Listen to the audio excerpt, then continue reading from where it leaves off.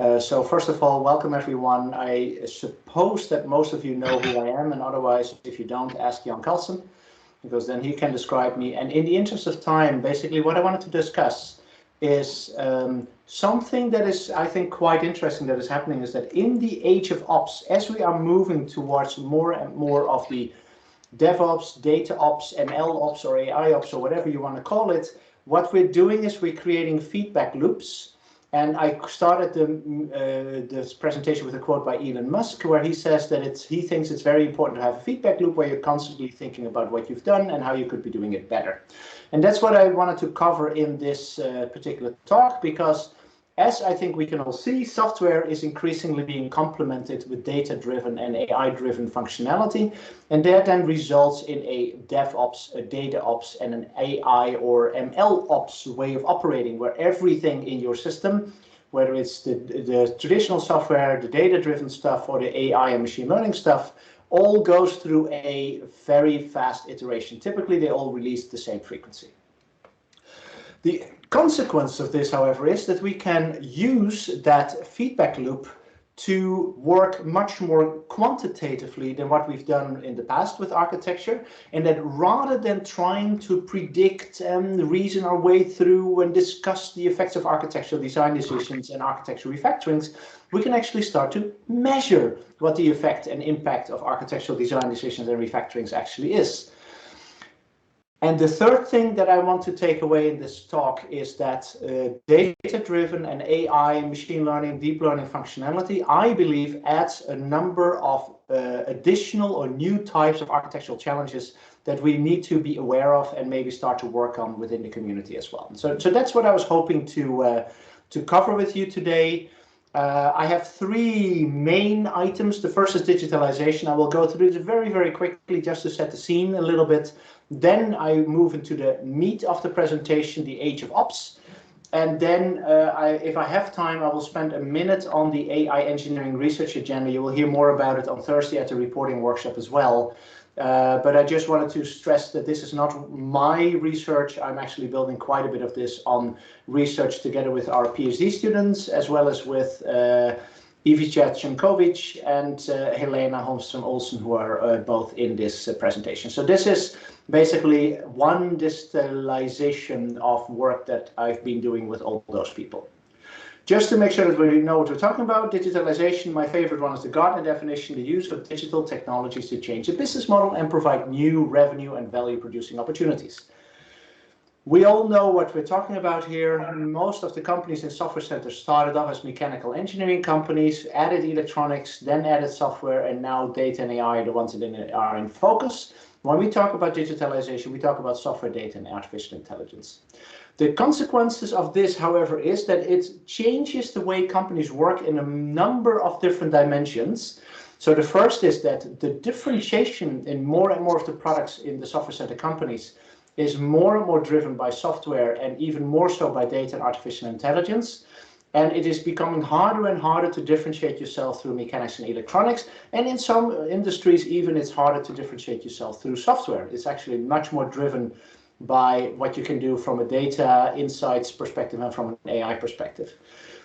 There are three aspects that make significant changes to this. The first is that we tend to move to new business models. Yeah, whereas I used to buy a car, have it for 5 years, and then buy my next car, I'm looking much more for subscription-based models or more continuous ways of monetizing.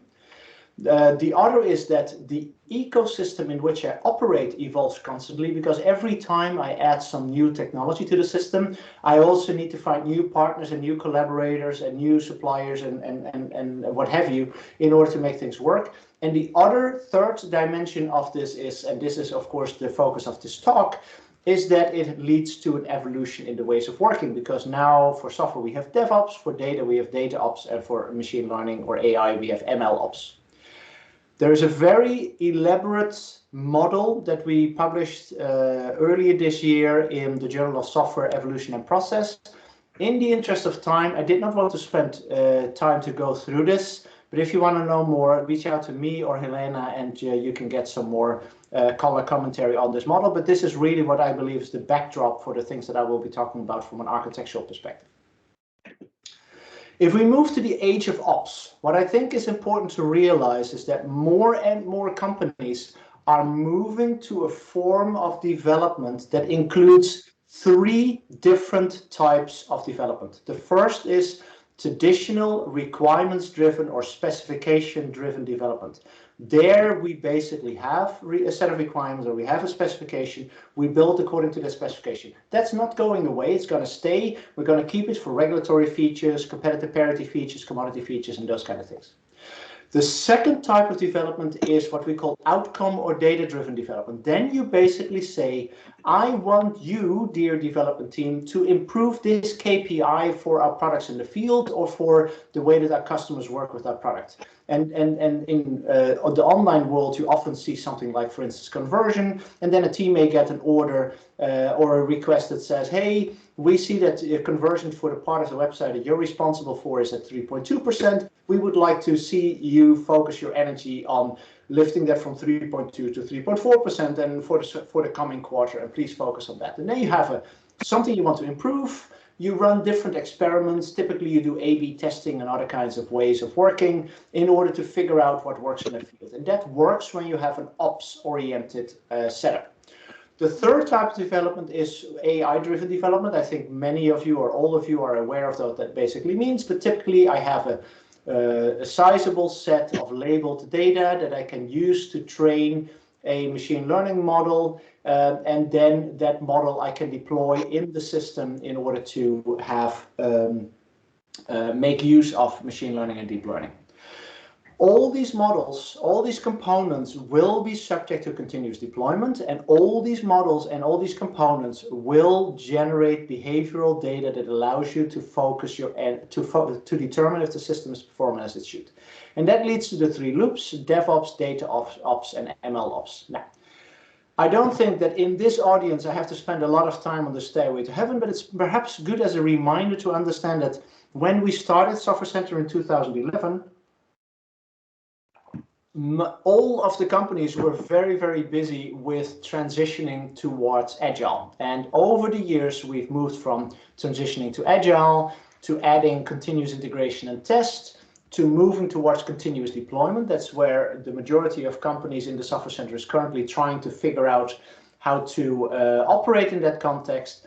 But we now also see that using R&D as an innovation system, so allowing for A/B testing, for instance, in products in the field, was, for instance, one of the Software Center companies is actually two, is explicitly trying right now, is, I think, very important to be aware of. We're on this journey, and even though there are subsequent stairways that we can talk about in another talk, we are not done with this one yet, because not all companies in the Software Center are systematically using A/B testing as a way of determining what works in practice or not. What is important to realize is that when you move towards a continuous delivery model, the whole notion of manually deriving individual products by customizing some kind of standard product or standard platform becomes completely inappropriate. What you would basically need to consider here is that every product that you put out in the field, every 4 weeks, needs to have a new version of the software that is fully tested and fully validated, etc., etc. There's no way that you can do that through manual means. You need to focus on automatic product derivation, automated continuous integration and testing, and in the case of safety critical systems, automatic maintenance of the safety case that you have built for the product, so that you can get fast and smooth approval. There's an upcoming workshop on continuous deployment and functional safety. We were hoping to have it this month, but we're probably going to lift it to September. But I wanted you to all be aware of that, because if you're interested in that, we can make sure that you're on the mailing list so you get all the information around that. The other thing that DevOps allows for is to use what we call the Hypex model. Again, this is a quite old paper, but still highly relevant, where rather than building a complete feature top to bottom, gold-plated, including the kitchen sink, you basically build slices of the feature in an iterative fashion, and you measure the impact that each of these slices actually has on the system. And that then allows you to basically decide to basically drop a feature if the impact that you saw from it, the predicted effect is not realized, to stop developing the remainder of a feature if you've achieved all the outcomes. You can iterate until, basically you can iterate until you've hit the plateau of the outcomes that you were looking to accomplish. In this context, what is extremely important is that you have a good and solid understanding of what it is that you are actually optimizing for.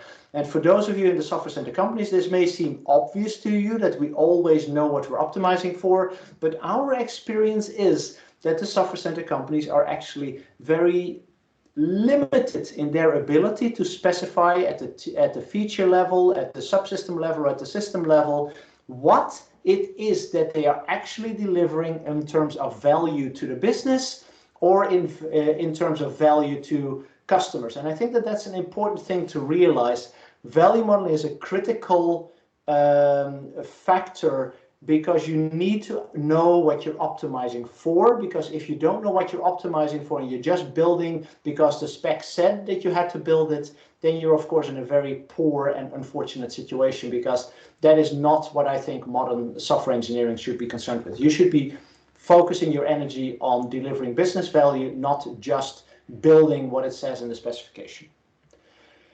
If we go and try to analyze the implications for architecture, so there are a few things that I think are interesting. The first is that the fast feedback loops in DevOps allow for much more quantitative approaches to evaluating architecture design decisions. Yeah, so if you, and this is, I mean, we all know that architecture these days is not something that you do up front, but is something that you do as in parallel to feature development, defect management, etc.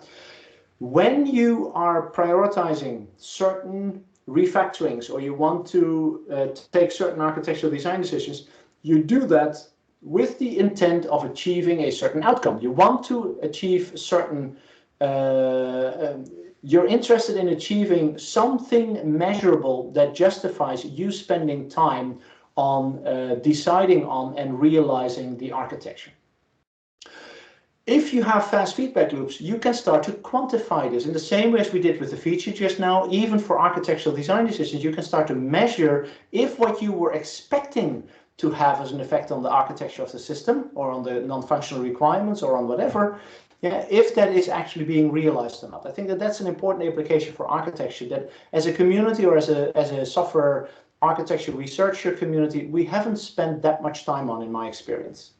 The second is that architectural technical debt management becomes even more of a continuous process, yeah, because you know, we've done work on technical debt since 2012, maybe even 2011, yeah, but I mean, it has always been a bit of a slower paced process, but now this becomes just part of the normal DevOps process.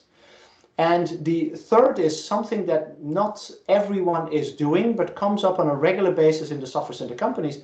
Once you have continuous integration and test, you can actually start to encode architectural rules, guidelines, constraints, etc. as test cases. So test cases fail, not because the functionality doesn't work, but because teams have realized functionality in a way that basically conflicts with the architecture. And I think that that's an interesting one to be aware of, because that then leads to a situation that you have immediate real-time feedback on, did I follow the architecture or not? If we move to DataOps, I will start with some work that some of the PhD students did, so that you have a bit of an idea. DataOps is defined as a general methodology to design, implement, and maintain a distributed data architecture. Quite a few companies in the software center are currently struggling with setting up reliable, highly reliable data pipelines, for instance. It blends software development techniques and agile management practices into data analytics. And then the whole notion of DataOps is that you try to minimize the time that it's required to go from the raw data that gets generated by the system, either in real time or in batch mode, to generating and deriving insights from the data. Now, if you then look at, and this is work by Aishwarya, I'm not sure if she's in the call or not, but you can look at the paper. In the interest of time, I'm going quite quickly through this, but what I think is important is we have a maturity model here where we show you how you move from a very ad hoc way of working with data to a much more systematic way of achieving data ops via semi-automatic agile data science, continuous testing and monitoring, and then onto what we consider to be full data ops. And take a look at the paper or talk to some of the authors on the paper if you want to learn more. The other work that we've been doing in this context is working on a conceptual data pipeline model. So Aishwarya developed something that is almost a domain-specific language without a compiler to describe data pipelines. And what we describe here is not just the individual stages in the pipeline, like the collection, the ingestion, the extraction, the labeling, etc., but also all the tests, validations, and other constraints that we put on data that flows through this data pipeline. And again, in the interest of time, I do not really have the possibility to go into detail on this, but if you're interested in how we've been working on data pipelines, there's a paper from last year that describes this in more detail. We've looked into different data management challenges. Again, I will not discuss this in detail because I only have 5 minutes left. But there is work on that, and also Lucy, who was a postdoc with us until recently, published a paper in ICSI this year on automatic data validation, where she really focused on how do we automatically validate data on the feature or the data record level, on the data set level, on a cross data set level, and even over data streams, where you're basically tracking windows of data in a data stream. And then there are different things that you can identify and different mitigation strategies that you can kick off. If we look at the architectural implications of data ops, I think that many of the people that have traditionally been software architects have not spent that much time thinking about the data generation, processing, and collection as much as they have spent time on thinking how they realize the functionality in the system while satisfying the non-functional requirements. And what I now see is that it becomes increasingly important to not just model and design the computational or functional flow in the system, but at the same time also very explicitly cover the whole data side of the system. And I think that that is an area of architecture that should become equally important as how you generate the traditional functionality, and is one that I really would like people in software architecture practice and research to spend time thinking about. The second, which is I think an interesting takeaway, is when you are designing the architecture or when you are evolving the architecture, you never know what instrumentation or what data you would like to generate in different stages of the system. We see this constantly, that we start with companies working with stating that they have lots and lots of data, and when we start to look into the data and you look in detail, it very often becomes very clear that the data that they wanted to have is actually not present. So what you then need to do is you need to be able to extend the system with instrumentation that allows you to collect the data that you're looking for, and the architecture should be as supportive of adding late new instrumentation to the system as possible. And there are different architectural ways in which you can think about that we can talk offline about. I'm starting to really run out of time. And then finally, data validation and quality management should be inherent in the architecture. We're now really struggling with bolting it on the side, but that should not be the case. The architecture should explicitly support the quality management around all the data that is generated inside the architecture. And that is, I think, a new topic that we have to start to think about. MLOps, I will go through this very, very quickly so we have some time for questions. Many of you have seen me and others use this slide around technical data machine learning. What is important to understand is that the little black box in the middle is what everyone talks about. This is the machine learning code. But all the boxes around it is what you need to have in place in order to make that little black box work its magic. And this is a paper already from 2015 where people from Google identified technical data machine learning systems. But this is true in all the cases that we see, that in order to get to production quality, industry strength deployments of machine learning models, you need an enormous amount of infrastructure built around it that isn't understood very well. So I will skip through this. But what we see is that many companies are struggling with getting the right data and deploying. We have an ML Ops framework that Menu worked on, in case you're interested. It's a submitted paper right now, but we hope to hear back on that one soon. So, and there we have a data pipeline, a modeling pipeline, and a release pipeline part of the ML Ops framework. We've done quite a bit of research going back to 2017, 2018 on machine learning and deep learning challenges. Again, I will hop over this, but there are several challenges and several papers that we identified.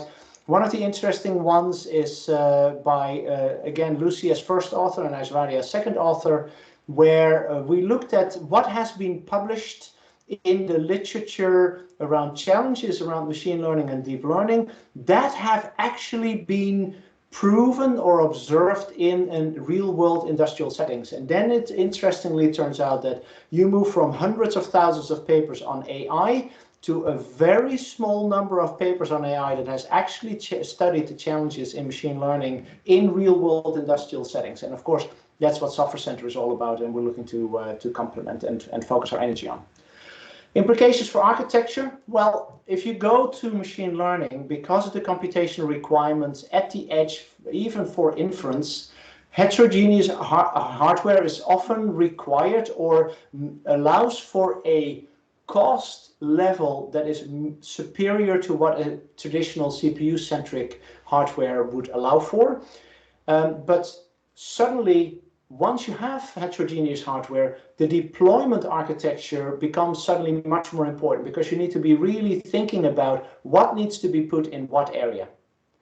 Second, making qualified statements about the quality attributes or the non-functional requirements of machine learning and deep learning models in an end-to-end system is still surprisingly difficult. We have some people like Jennifer Horkoff that and one of her PhD students, and Gregory Gay, I think, that are looking into this, but it is not an easy problem and one that is far from solved. And then, to be honest, my prediction is that, especially in embedded systems, the whole notion of a centralized way of collecting all the data to a central location, training in a central location, and then distributing the model for inference to systems out in the field is, I think, a failing strategy. We really need to use the systems out on the edge for both inference and for learning and training. And for that, we need support for federated learning and reinforcement learning. And how to effectively do that is, I believe, an architectural challenge. In the interest of time, I am not going to talk about the AI engineering research agenda. You can download the paper from the link that you can see here. But I wanted to just show the names of the people that are currently working on this. We have a quite nice team of people that you'll be hearing more from on Thursday. I want to jump to conclusions. And you have seen me perhaps use this picture of this fine gentleman before, who basically said, this is George Colony, CEO of Forrester Research, in the future all companies will be software companies. And he got it almost right. Yeah, I believe that in the future all companies will be digital companies that are world-class at software, data, and artificial intelligence. And if you don't believe me, then you know, we have good connections with H&M, for instance, and that is really becoming a AI-driven company, for instance. We see the same in fintech. We see the same in lots of different industries. Every industry is moving towards becoming world-class at software and at data and at AI. And if you're not world-class at it, then you will go the way of the dinosaurs. That's at least my prediction. Conclusion, just to repeat what I started with, software is traditional software development, requirements-driven development is complemented with data-driven and AI-driven functionality, and that results in DevOps, DataOps, and MLOps. The fast feedback loops that the ops generate allows us to work much more quantitatively and measure instead of try to reason about or abstract the effects of architectural design decisions. And what I try to highlight is that specifically the data-driven and AI MLDL functionality adds new types of architectural challenges that we need to address as a software center community. All of you know that I have a bad habit, I'm trying to break it, of writing books. The three ones on the left on the right, so using data to build better products, impactful software and digital transformation, I give away for free in PDF form. Yeah, free is in beer, just for the record. If you want to have a copy of that, then you have to drop me an email and I'll send the PDFs to you. And with that, Jan, with 1 minute to go for questions, I would like to thank all of you for your attention and Jan for hosting the seminar, and I'll leave it here. Thank you very much.